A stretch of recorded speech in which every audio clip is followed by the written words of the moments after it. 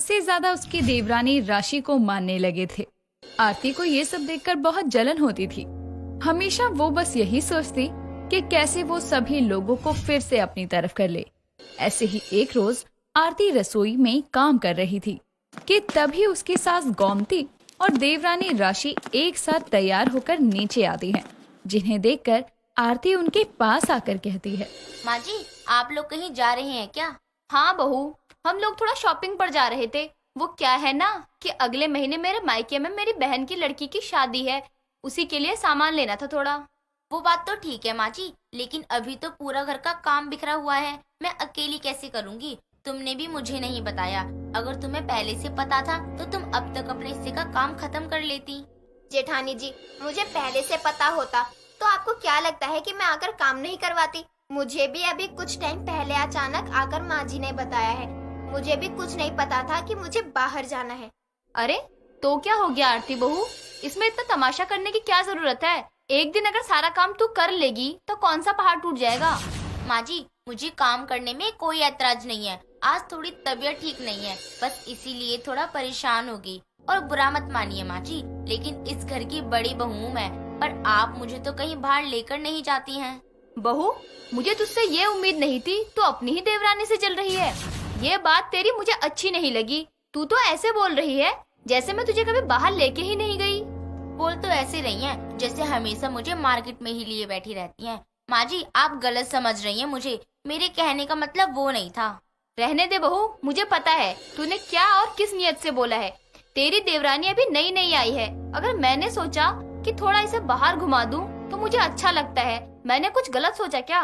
कोई बात नहीं माँ जी, अगर जेठानी जी नहीं चाहती है कि मैं आपके साथ जाऊं तो मैं नहीं जाऊंगी, और अगर जाऊंगी तो अपने हिस्से का काम खत्म करके जाऊंगी। बिल्कुल नहीं बहू, इस घर में मेरा राज चलता है, इसलिए मैं जो बोलूंगी वही होगा।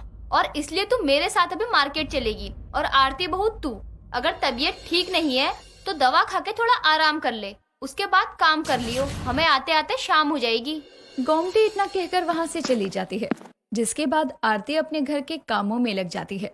कुछ समय बाद उसकी पड़ोसन शांति हाथों में कटोरियां लिए उसके घर आती है और आरती को घर की साफ सफाई करते देखकर ताने कसते हुए कहती है, बहू, तू यहाँ घर के कामों में लगी हुई है। मुझे तो लगा तू भी अपनी सास और देवरानी के साथ मार्केट घूम रही होगी। आपको कैसे पता आंटी जी मेरी देवरानी और सास मार्केट गई हैं? मैं भी अभी मार्केट से ही आ रही हूँ। मुझे भी अपने घर जाना था, इसीलिए शॉपिंग पर गई थी। तभी मेरी नजर तेरी सास और देवरानी पर गई। दोनों खड़े होकर गोलगप्पे खा रही थी। तेरी देवरानी ने तो आते ही सास को कब्जे में कर लिया है। अभी तो वो सिर्फ तेरी सास के दिल पर राज कर रही है। जिस दिन तेरी देवरानी ने तेरी सास का दादी बनने का सपना पूरा कर दिया ना, उस दिन समझो वो पूरे घर पर राज करेगी। आप भी क्या बातें कर रही हैं आंटी जी? शायद आपको पता नहीं है, लेकिन माँ जी को बाहर का खाना और बाहर खड़े होकर खाना बिल्कुल भी पसंद नहीं है। आपको कोई धोखा हुआ है और आपको ज्यादा ही सोच रही हैं। ऐसा कुछ नहीं होगा। बहू देख, मुझे तो बताना था, मैंने बता दिया। मानना है तो मान, नहीं मानना तो मत मान। झूठ बोलकर मुझे क्या मिलेगा? मैं तो यहाँ तुम्हारे घर के बर्तन वापस करने आई थी। कोई बर्तन खो गए तो तेरी सास जान ले लेगी बोल बोल कर। शांति इतना कहकर वहाँ से चली जाती है और उसकी बात सुनकर आरती अपने मन में कहती है, जब मैं कभी माँ जी से कहती थी, माँ जी मुझे गोलगप्पे खाने का मन कर रहा है, मेरे लिए ले आइए, तो कितना सुनाती थी। और आज अपनी छोटी बहू के लिए सड़क पर खड़ी होकर गोलगप्पे खाने को तैयार हो गई। शांति आंटी की बातें सच होने से पहले मुझे कुछ तो करना ही पड़ेगा। आरती मन में इतना कहकर अगले ही दिन अपनी डॉक्टर दोस्त नंदिनी को कॉल करके सारी बात बताती है और उससे झूठी प्रेगनेंसी की रिपोर्ट तैयार करने को कहती है, जिसे सुनकर नंदिनी कहती है, आंटी, ये ठीक नहीं है। अगर किसी को पता चल गया तो झूठी प्रेग्नेंट रिपोर्ट बनाने के लिए मुझे सजा भी हो सकती है। तुझे अपनी दोस्त पर भरोसा नहीं है क्या? बस कुछ टाइम की बात है। एक बार मैं अपनी देवरानी को सभी परिवार वालों की नजरों में गिरा दूं, उसके ऊपर से सबका विश्वास उठ जाए, उसके बाद मैं खुद सबको बता दूंगी। लेकिन अभी दोस्त होने के नाते तुझे मेरी मदद करनी होगी बस। देख, तू मुझे फंसा मत दियो। बस मैं सिर्फ तेरे विश्वास पर, अपनी जॉब पर इतना बड़ा रिस्क ले रही हूँ। नंदिनी इतना कहकर आरती को झूठी प्रेगनेंसी रिपोर्ट बनाकर देती है, जिसे लेकर आरती बड़ी खुशी से घर आती है और देखती है कि उसका पति साहिल और बाकी सभी हॉल में बैठकर चाय पी रहे हैं। तभी आरती उनके पास आती है, जिसे देखकर उसकी सास गोमती हंसते हुए कहती है। तू इतनी खुश क्यों है बहू? क्या मिल गया तुझे? माँ, मुझे लग रहा है ना पक्का आरती के मायके से कॉल आया होगा घर आने के लिए, तभी वो इतनी खुश है। क्यों आरती, सही कह रहा हूँ ना मैं?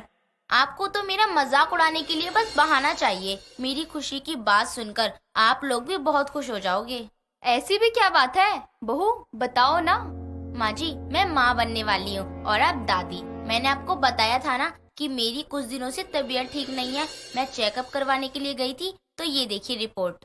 आरती की प्रेग्नेंट होने की खबर सुनकर सभी लोग खुश हो जाते हैं और उसकी सास गोमती आरती को गले लगाकर कहती है, बहू, आज तूने मेरा सपना पूरा कर दिया। सच में मैं बहुत खुश हूँ। आज से तू बस आराम करेगी, सारा काम तेरी देवरानी राशि कर लेगी।